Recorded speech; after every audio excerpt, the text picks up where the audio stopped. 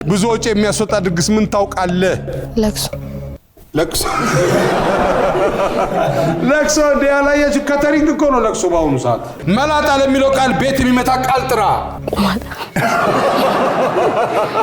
ሰዎች ብዙ ጊዜ ቅቤን ምን አድርገው ሲበሉ ታያለ? በዳቦ ይበሉ ይሆናል። እኔ በልቼ ስለማላቅ እኔ አትጠይቀኝ። ለምን ታስኮንነኛለህ? እኔ ቅቤ ደረሰበት እንዴት እንደርሳለሁ? እኔ ሲጀምር ቅቤ ያለበት ማን ያሳይቶኛ ቃል? ዘራፍ አካኪ